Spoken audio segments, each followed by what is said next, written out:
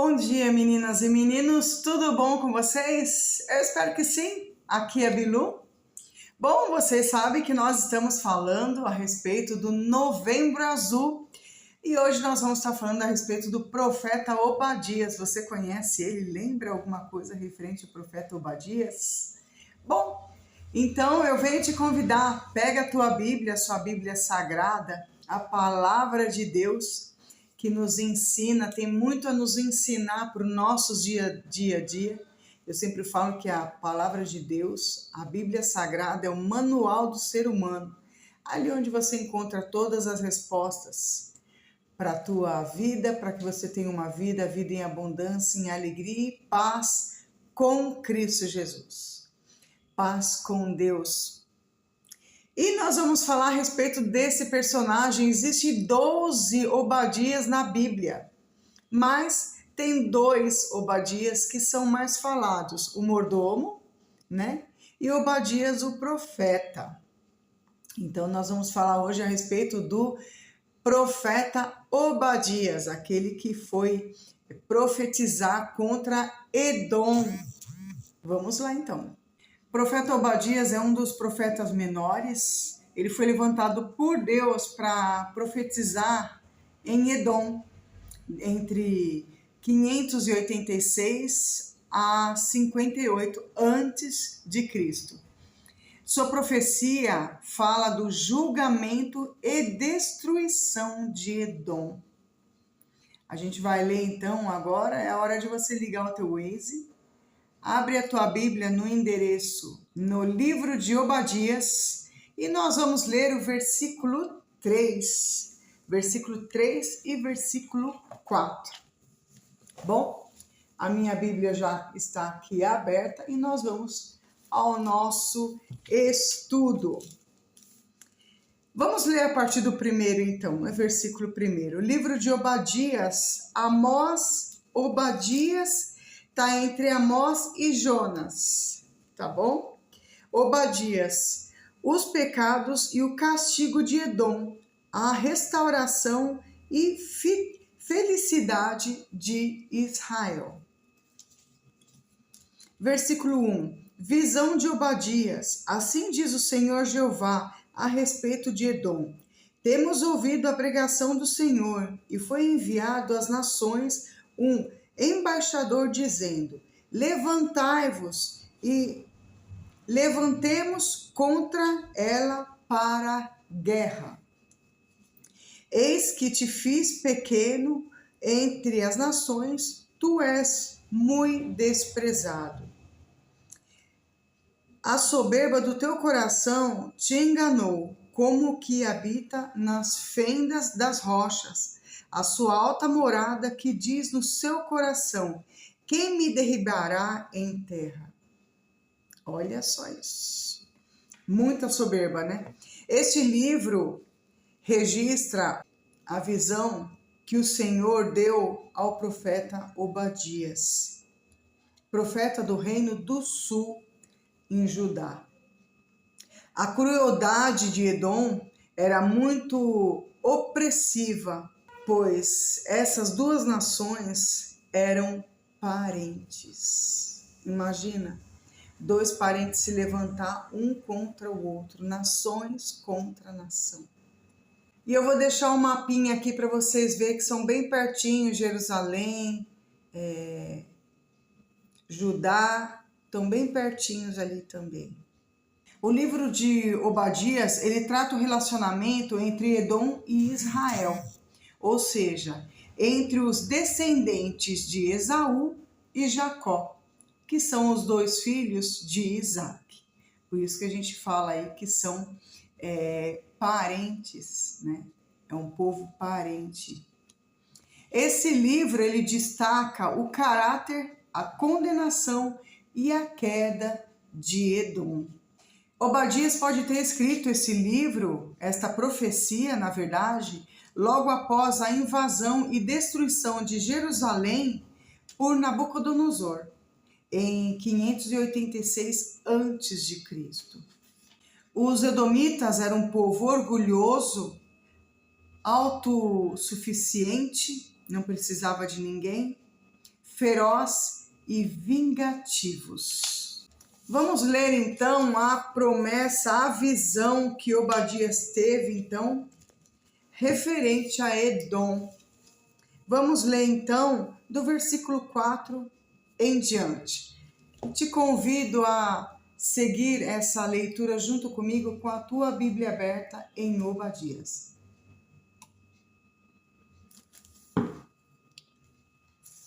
Se te elevares como águia e puseres o teu ninho entre as estrelas, ali te derribarei, diz o Senhor. Se viessem a ti ladrões ou roubadores de noite, como está destruído, não furtaria o que lhe bastasse. Se a ti viesse os vindomadores, não deixaria algum cachos? Como foram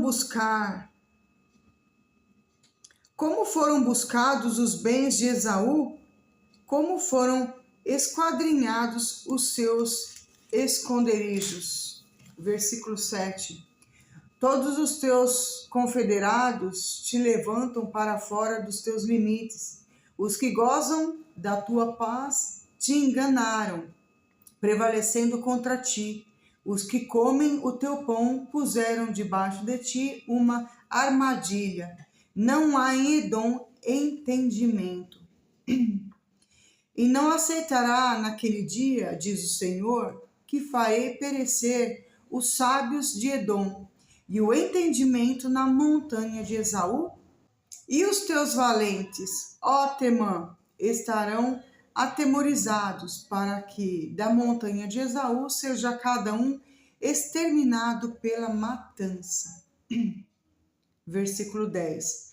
Por causa da violência feita a teu irmão Jacó, cobrir-te-á a confusão e será exterminado para sempre. No versículo 11 ao versículo 14 fala a respeito da Jerusalém, que ela foi capturada, e o povo de Edom se recusou a ajudar o povo de Judá, né? E além de não ajudar o povo de Judá, quando houve essa invasão, pode-se dizer que Edom veio como um rato, né? Quando eles estavam em guerra, tudo que sobrava ali dos utensílios deles, Edom vinha catando. Tudo que sobrava ali, Edom ia catando como um rato, né? Catando as sobras. Ao invés de ele se juntar com o povo de Judá, né? E ajudar esse povo, não. Eles foram ao contrário, eles ficaram zombando, dando risada, se alegrando com essa situação, com aquela terrível situação, né? E ainda entregaram o povo aos babilônios. Vamos ler essa parte, então.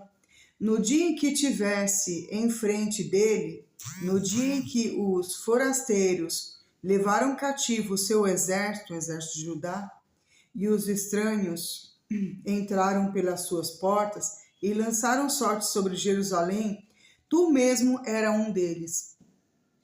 Mas tu não devias olhar para o dia do teu irmão, no dia do seu desterro, nem alegrar-te sobre os filhos de Judá, no dia da sua ruína, nem alargar a tua boca no dia da angústia, nem entrar pela porta do povo no dia da sua calamidade. Sim, tu não devias olhar, satisfeito para o seu mal, no dia da sua calamidade, nem estender as tuas mãos contra o seu exército, no dia da sua calamidade, nem parar nas encruzilhadas para exterminarem os que escapassem, nem entregar os que restassem no dia da angústia. E eles fizeram tudo isso, Edom fez tudo isso. Todas essas atitudes não se fazia favorável a Israel. Eles se viam como um povo inimigo, né? Deus tinha ordenado que Israel tratasse muito bem o povo de Edom. E a gente vai ver isso em Deuteronômio 23, 7. Ele diz a Israel: não dominará os edomitas, pois eram povos irmãos. Eles habitavam em Monte Seir, sempre foram inimigos de Israel, o povo edomita. A gente vê isso no versículo 3 e 4.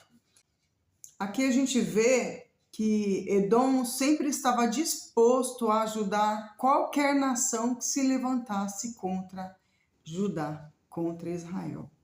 Em Números, capítulo 20, versículo 14 a 21, mostra que eles não permitiam que Israel passasse por suas terras quando iam em direção a Canaã.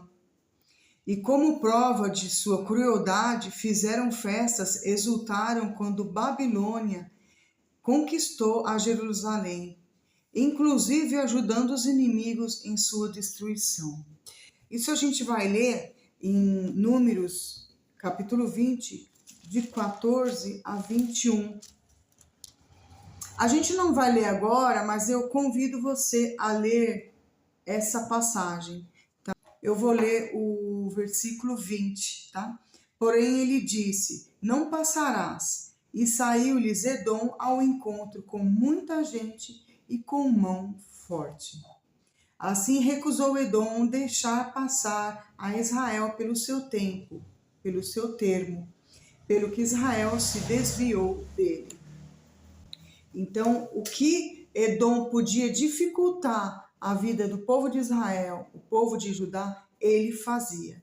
Ele se levantava para prejudicar mesmo. A maldade era muito grande. Em Salmos 137, versículo 7, fala assim: e aproveitaram esse momento de calamidade para saquear e matar os israelitas. Versículo 13 e 14. Então, Salmos 137, 7, versículo 7, fala assim: lembra-te, Senhor, dos filhos de Edom no dia de Jerusalém, porque diziam: arrasai-a, arrasai-a até os seus alicerces. Versículo 8 fala assim: ah, filha da Babilônia, que vai ser assolada. Feliz aquele que te retribuiu, consoante nos fizeste a nós. Feliz aquele que pegar em teus filhos e der com eles nas pedras. E a gente vê aí, né, que Edom entregou o povo, né, de Judá para a Babilônia, né?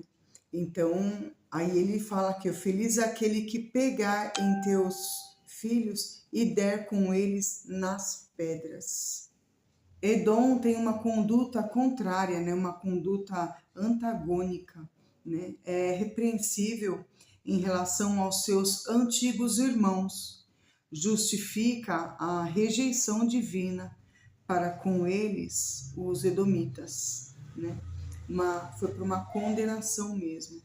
Deus, por meio da profecia, denuncia todas as maldades de Edom e declara que receberiam o justo castigo devido aos teus atos. Isso a gente vai ver no versículo 15.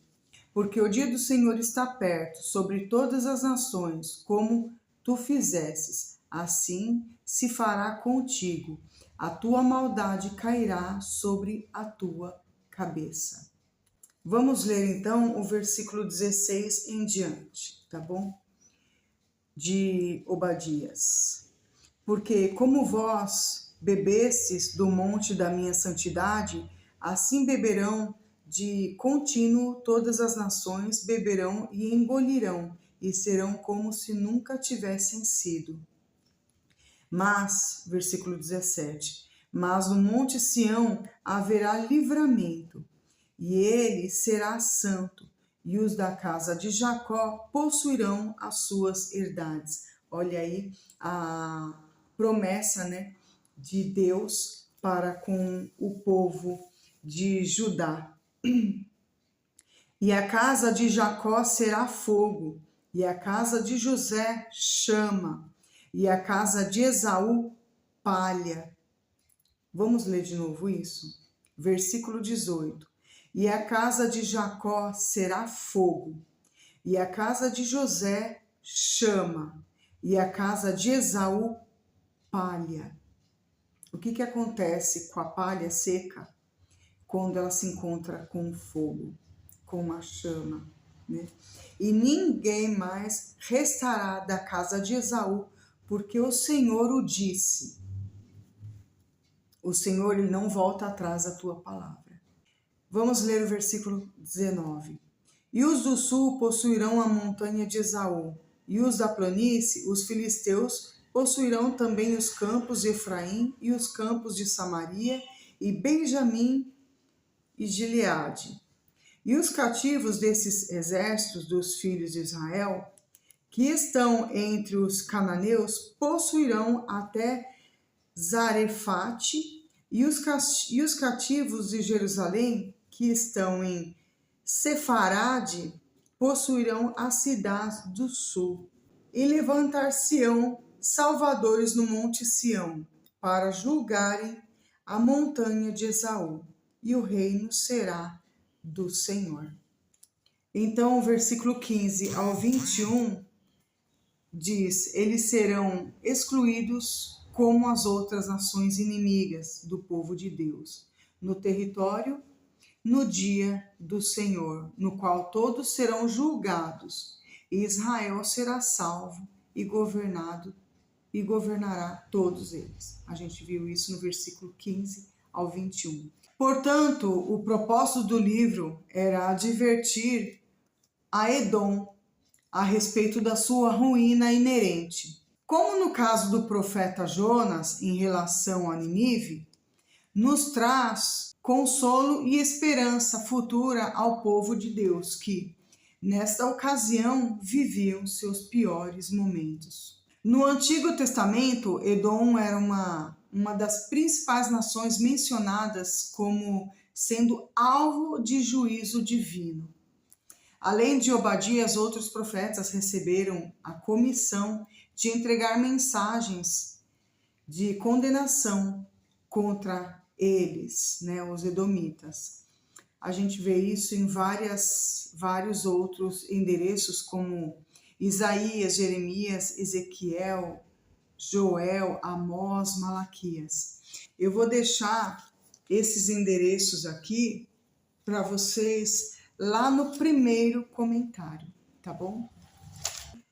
Muitas vezes a gente vê falar assim, um profeta, né? O trabalho do profeta é um trabalho árduo, né? Muitas vezes o profeta vem até um povo, uma nação, para trazer boas novas. Às vezes ele vem trazer, sim, palavras de condenação, como foi com o povo de Edom. E ele não falou assim, olha, vocês se corrijam, porque senão o Senhor vai pesar sobre vocês a mão dele. Ele não falou isso. Obadias, ele já veio falando a respeito da destruição, da promessa de destruição, porque Deus não estava feliz com a conduta que eles estavam tendo contra o povo Judá. Em outros casos, Jonas, ele foi até a cidade, olha, se vocês não se consertarem, né? E Jonas, ele só levou ali palavra de juízo também. Então, o povo ali se consertou, o povo se arrependeu. E neste caso, no caso de Edom, Deus não deu a promessa que ele ia mover o coração daquele povo e aquele povo ia se consertar, não. A profecia daquele povo, para aquele povo, era mesmo de destruição total, né?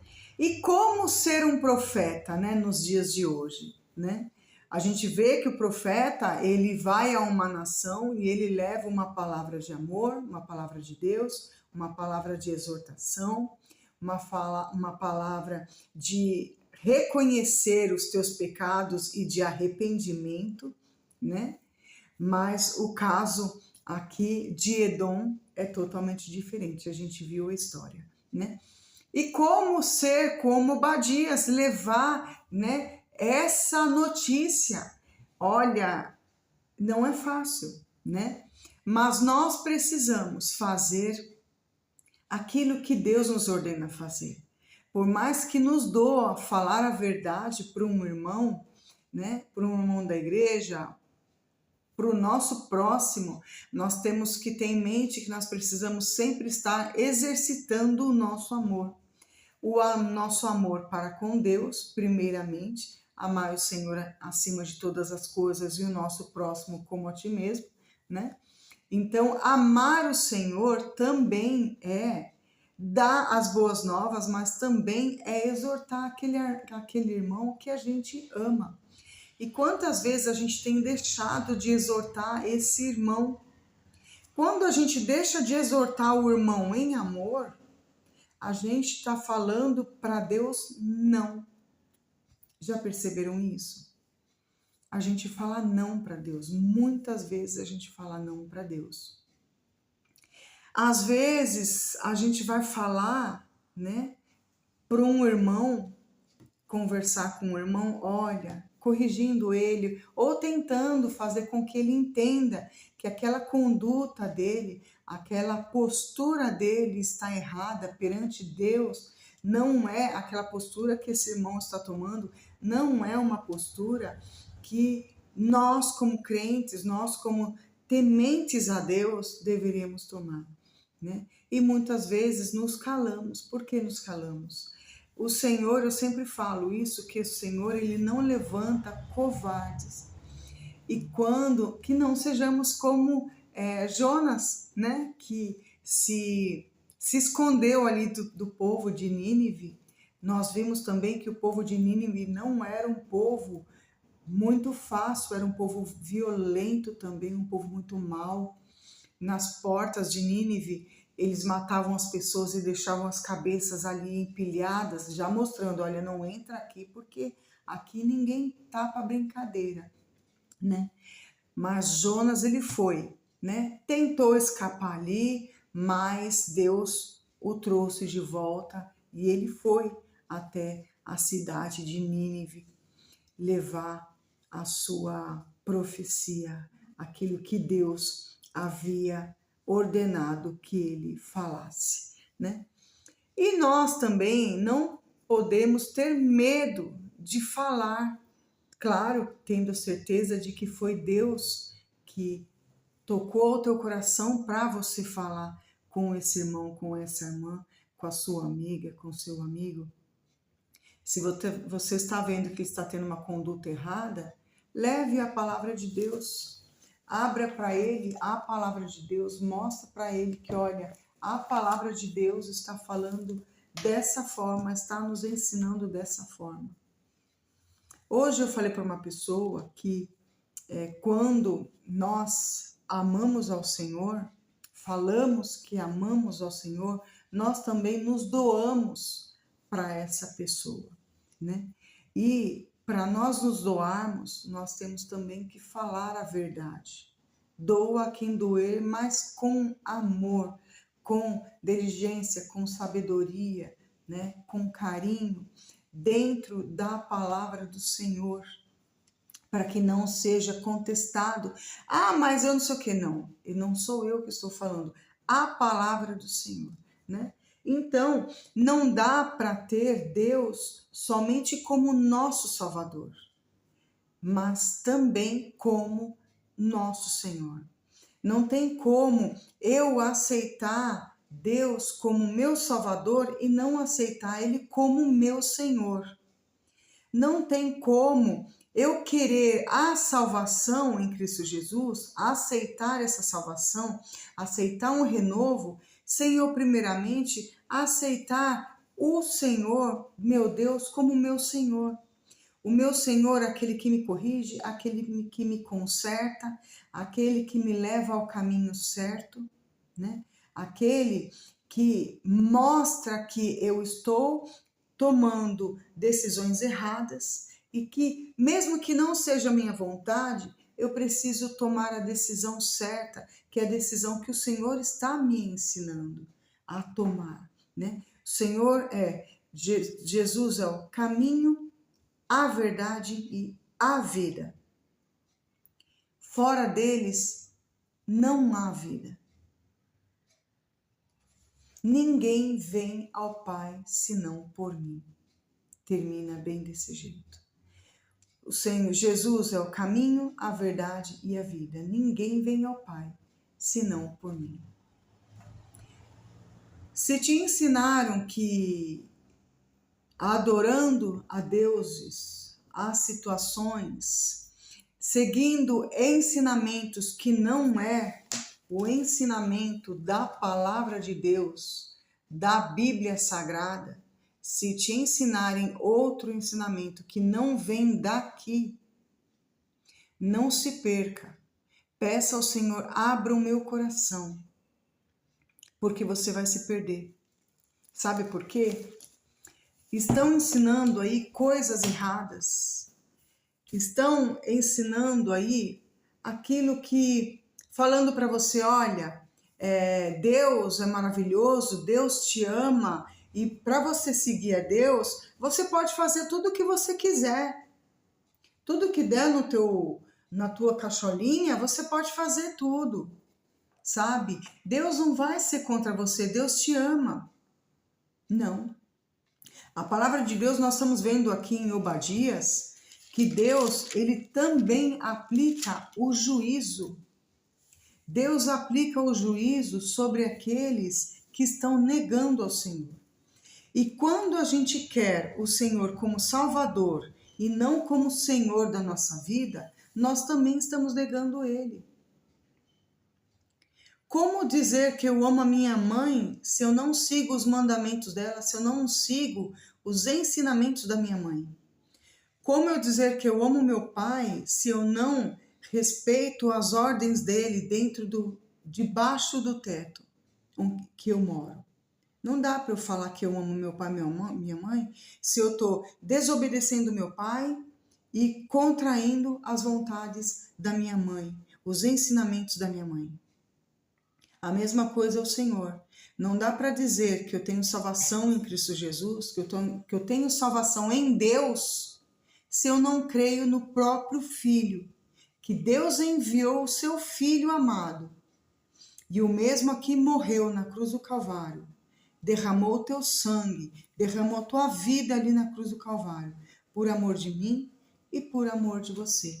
Então não dá para dizer que eu amo a Deus se eu não amo o Filho dele, se eu não aceito o Filho dele como meu Senhor, como meu Salvador. O próprio Deus fala em João 3,16, eu vou abrir aqui, eu não vou falar de boca, né? Porque Deus amou o mundo de tal maneira que enviou seu Filho amado para que todos aqueles que nele crê não pereça, mas tenha a vida eterna. Não vou falar de boca, eu quero ler para vocês, tá? Em João 3, livro de João, capítulo 3, versículo 16, fala assim: porque Deus amou o mundo de tal maneira que deu o seu Filho, Deus deu o seu Filho unigênito para que todo aquele que nele crê não pereça, mas tenha a vida eterna. Aí eu vou ler o 17 também. Porque Deus, esse Deus que você crê, esse Deus, porque Deus enviou o seu Filho ao mundo, não para que condenasse o mundo, mas para que o mundo fosse salvo por ele. Deus não enviou o seu Filho para condenar o mundo, mas para que o mundo que o aceitasse fosse salvo pelo seu Filho. Vamos ler novamente, que eu acho que tem gente que não está entendendo isso. João, capítulo 3, versículo 17. Porque Deus, esse Deus que você crê, Deus, porque esse Deus enviou o seu Filho, Jesus Cristo, ao mundo, não para que condenasse o mundo, mas para que o mundo fosse salvo por ele. Então, eu vou te falar uma coisa, você só vai ser salvo o dia que você crer que Jesus é o caminho, a verdade e a vida. Que Jesus morreu na cruz do Calvário por amor de mim e por amor de você. Deus está dando essa ordem. É Deus que está dando essa ordem. Então, se Deus dá essa ordem, é mandamento para você crer. Se você não crer, você não tem a salvação. Aí sim a condenação já está para você. Vamos ler o 19 agora. E a condenação é esta, versículo 19, capítulo 3. Que a luz veio ao mundo, a luz é Jesus. E a condenação é esta, que a luz veio ao mundo, e os homens amaram mais as trevas do que a luz, porque as suas obras eram más.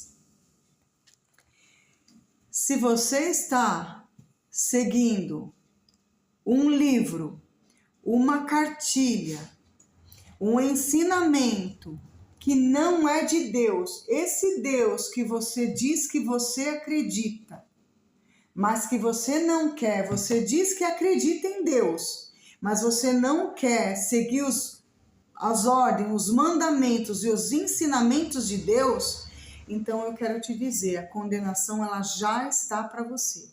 Não há salvação naquele que não crê no Filho de Deus, que é Cristo Jesus. Eu vou ler o versículo 19 novamente. Por amor, eu vou ler para você de novo. E a condenação é essa, que a luz veio ao mundo, e os homens amaram mais as trevas do que a luz, porque as suas obras eram más. Versículo 20. Porque todo aquele que faz o mal aborrece a luz, e não vem para a luz, para que as suas obras não sejam reprovadas. Vamos ler o 20 de novo.